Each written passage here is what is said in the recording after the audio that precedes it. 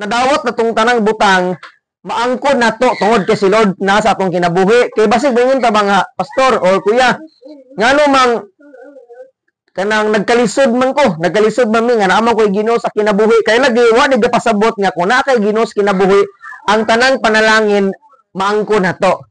Kay ang pagpasabot ani nga bersikulo nga si Lord kuno naa siya mabuhat o naa siya mahatag diri sa atoa nga dili mahatag sa ubang tao, siya ra di makahatag niini. Amen. Muna nga sa atong kinabuhi, atong hinumduman nga sa pagpadayon na ko basa aning mao nga bersikulo ani nga chapter, atong masabtan o unsay mabuhat ni Lord, unsay mahatag niya sa atoa nga gikinahanglan sa tao. Kay basig moingon ta nga ang blessing nag-agad na siya sa panalangin, sa kwarta o sa material nga blessing dili. Kay ang kaayo sa Ginoo sa atong kinabuhi, mag-agad na siya unsay mahatag niya sa ato nga makaayo natong mga tao. Amen.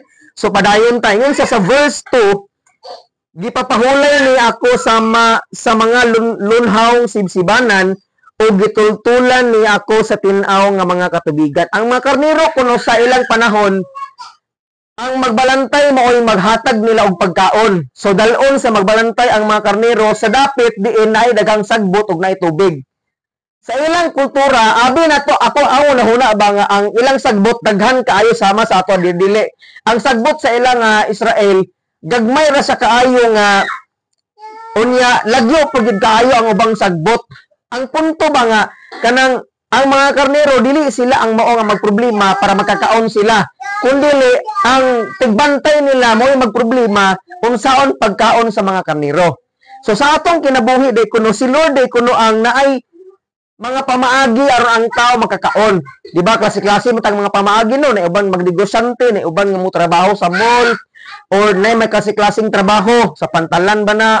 Pero ang punto nga, ang tanang kaalam ko diskarte nga atong nahibalan aron makakwarta ta aron mabuhi. Si Lord kuno nangitag pa nga pamaagi ni ana. Amen.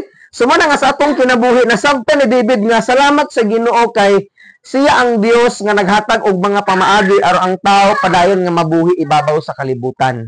Mo nang sige kog balik-balik og ingon nga dili gid na sa atong kusog lang, sa atong kaalam, dili lang kay gipaboran ta sa Ginoo kun dili siya gid nangintag pamaagi.